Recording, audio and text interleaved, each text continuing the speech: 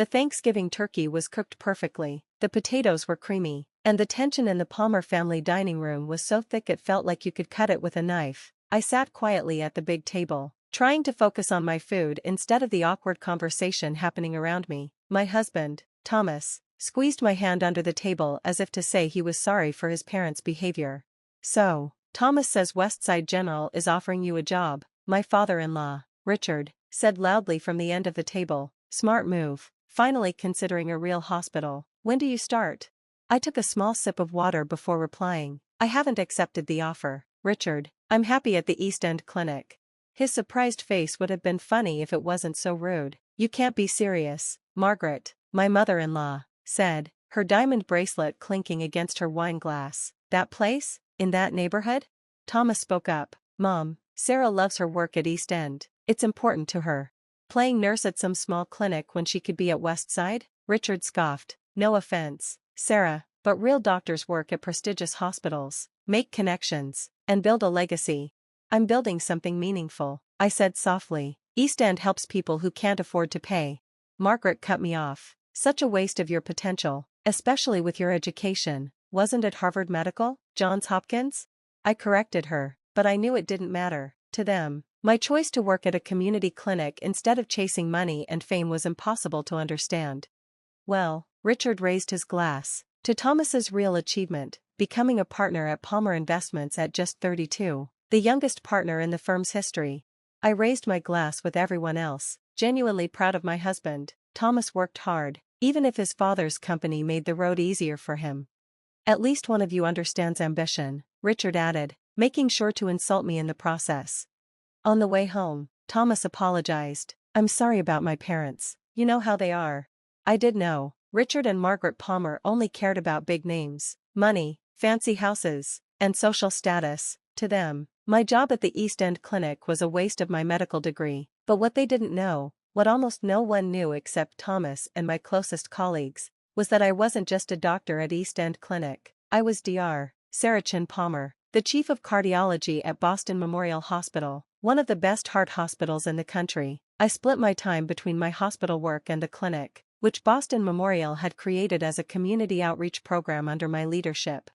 I had never bothered to correct my in-laws' assumptions about my career. At first, it was because they didn't care enough to ask. Later, it became a matter of principle. I refused to measure success by their shallow standards. Thomas kept telling me to tell them the truth. "They're being ridiculous, Sarah. If they knew you were one of the top cardiologists in the country, then what?" I'd reply. "They'd only care about the Boston Memorial part and ignore the rest. They'll never understand why I spend time at the clinic."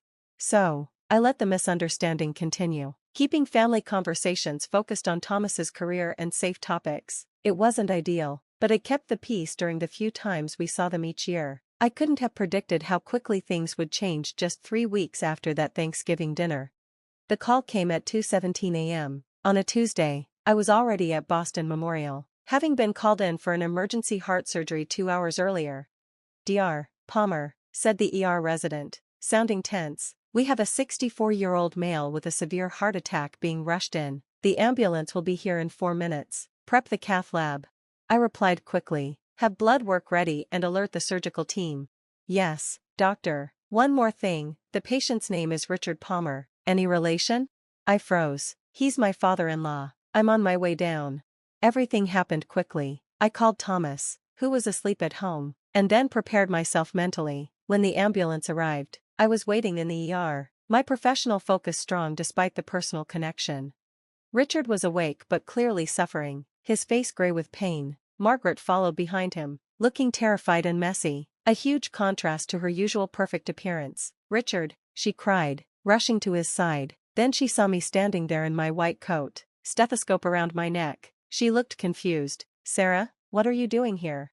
Before I could answer, the charge nurse spoke. "Mrs. Palmer, Dr. Chin Palmer is our chief of cardiology. Your husband is in excellent hands."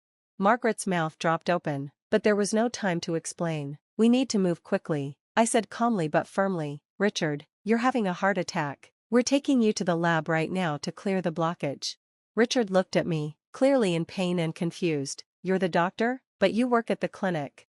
"I'll explain everything later," I assured him as we moved quickly. "Right now, I need you to trust me, he nodded weakly.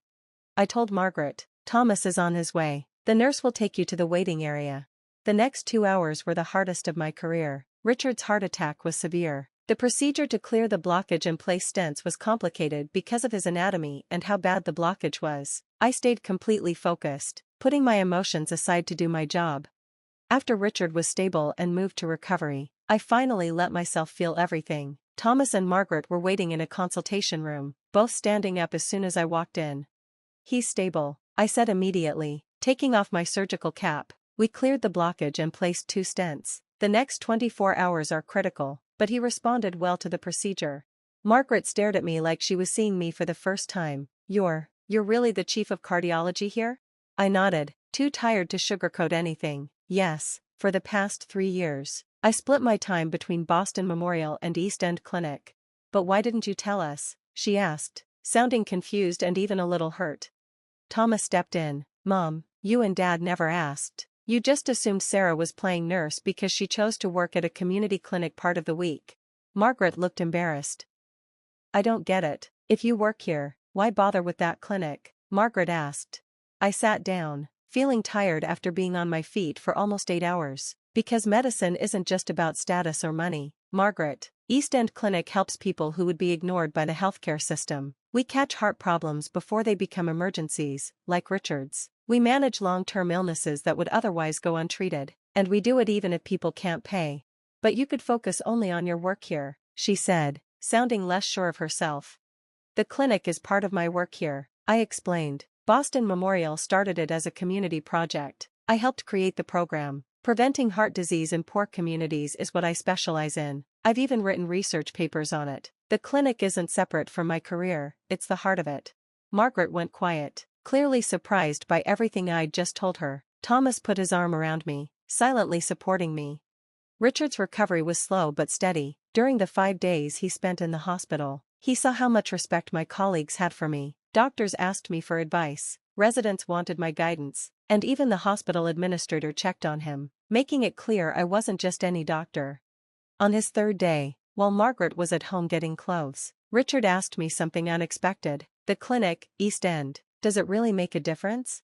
I pulled up a chair next to his bed. Yes, it does. Just last month, we found 17 cases of high blood pressure, 3 heart valve problems, and a serious heart defect in a teenager who never had proper care before. Without the clinic, these conditions wouldn't be treated until they became emergencies.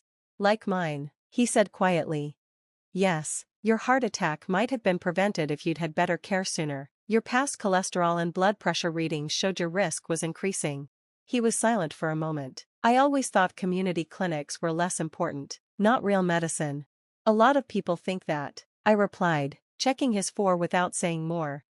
I was wrong, he said, so softly I almost didn't hear him. 2 weeks after Richard left the hospital, the Palmers came to our apartment for a simple dinner. Richard was still recovering and following a strict, heart-healthy diet that Margaret was surprisingly good at preparing. Before we started eating, Richard spoke up. I need to say something. He looked straight at me, his expression more sincere than ever. Sarah, I owe you more than just my life. I owe you an apology. For years, I judged your choices without understanding them. I ignored the life-saving work you do because it didn't fit my idea of success.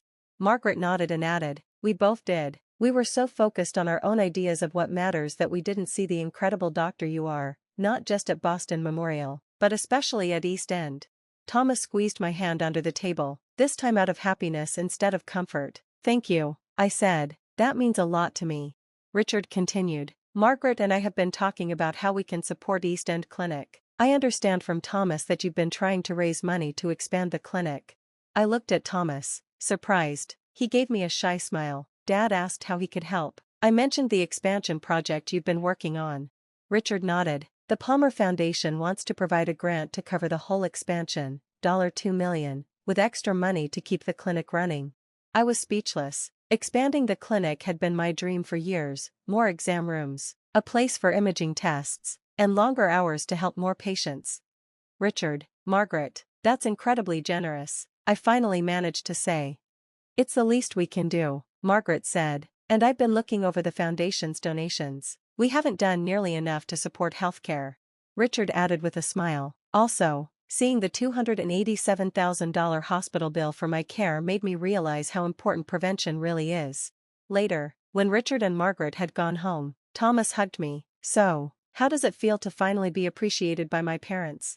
I laughed. "Surreal. I still can't believe your father went from calling me a nurse to funding a clinic expansion in less than a month. Nothing like a near-death experience and a giant hospital bill to change someone's mind," Thomas joked. "I didn't want them to find out like this," I said more seriously. "No one should go through what your dad did." Thomas nodded. "I know, but maybe something good will come from it. The expansion will help thousands of people." Sarah.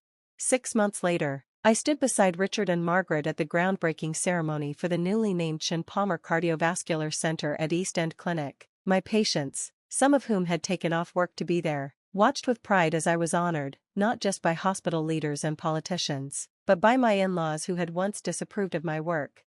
"This center will bring life-saving heart care to our community," I told the crowd. "No one should have to wait until it's too late to get the care they need." After the ceremony, I introduced Richard and Margaret to our staff and patients. One elderly woman held Margaret's hand and said, with tears in her eyes, "Your daughter saved my life last year. I couldn't afford to see a heart doctor anywhere else." Margaret, who once would have felt uncomfortable in this neighborhood, hugged the woman. "She saves a lot of lives," she said proudly, "including my husband's." That evening, Thomas and I walked home. "Are you ever going to tell them you turned down the chief position at Mayo Clinic last year?" Thomas asked. I laughed. "Let's not push it. They're still getting used to the idea that their daughter-in-law, who they thought was just a nurse, is actually helping to change how heart care is given to poor communities." He put his arm around me. "You know what I love most about this whole thing? You didn't do any of it to prove them wrong. You did it because it was the right thing to do." "Though," I admitted with a smile, "the look on your dad's face when he found out I was chief of cardiology was pretty satisfying." "Almost as satisfying as watching him write that $2 million check," Thomas joked. "No," I said seriously, "the best part is knowing the expansion will help thousands of patients. That's worth more than any title or recognition." I glanced back in the direction of the clinic, ready to continue the work that mattered most, making sure everyone could get the care they needed, one heart at a time.